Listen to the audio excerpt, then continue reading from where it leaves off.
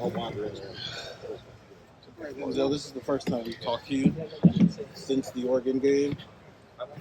After rewatching the film, what do you think went wrong for you in that game? Nothing. Just gotta get the job done. Next question. What does it mean to you just to have the game that you guys did as a defense against Penn State? It was a great game. Great to find a moment for our program. We just got to continue to keep building on these games. Continue to just worry about Purdue and just continue to dominate. You've always been a confident player.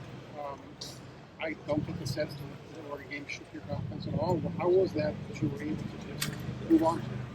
Hey, it's the life of playing corner, man. So just got to continue to keep building, and we'll see them again. How much support you get from teammates, coaches, all that stuff? It's always support there. It happens, but we're looking forward to Purdue. We talked about Will Howard about moving on from a tough game or a tough play. Say he just sort of has a knack at it. Have you gotten better at doing that as you've matured and gotten older? Did you ever struggle with next play? Oh yeah, definitely as a freshman. But I'm pretty seasoned now. This is my fourth year playing football. A lot of football, and you just got to continue to just have amnesia, especially playing on the outside, playing corner, being on the island.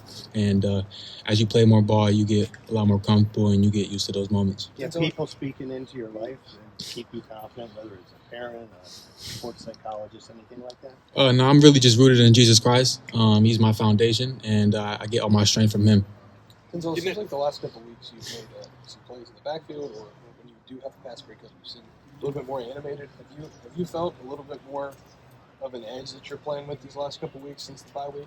Oh yeah, just really just having more fun, man. Just bring energy to the team, fine-tuning my anger, and really just doing whatever I can to help us win the game.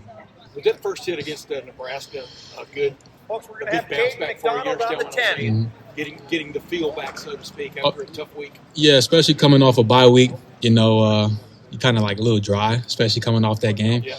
But it was definitely a good move, good foot in the right direction. You guys seem to have played on a different level. Maybe I'm wrong defensively the last 2 weeks, especially last week.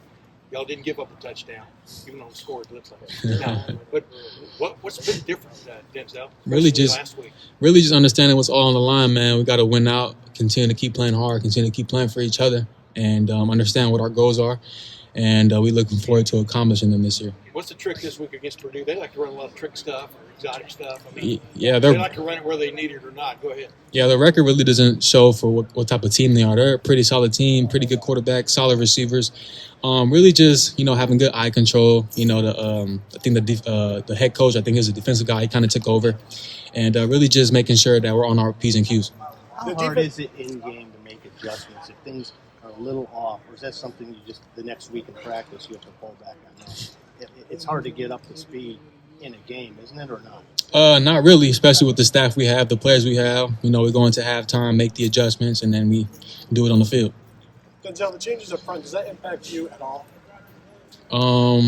Like more blitzing, more stunts, more things like that up with the front four, front seven. Does that impact you? I wouldn't say affect us, but definitely got to be on our P's and Q's. Because if he gets loose, we might be in coverage for a little bit longer, but it's good.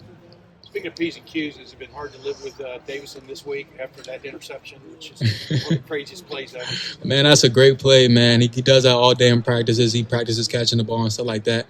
And really just proud of him, the steps he has taken. He's a great player, and that was a big-time moment to make that play, and he helped us win the game. Is he the kind of guy that you almost have to calm down a little bit? I mean, explain it for, obviously Coach Knowles likes the vim and vigor he plays with and stuff.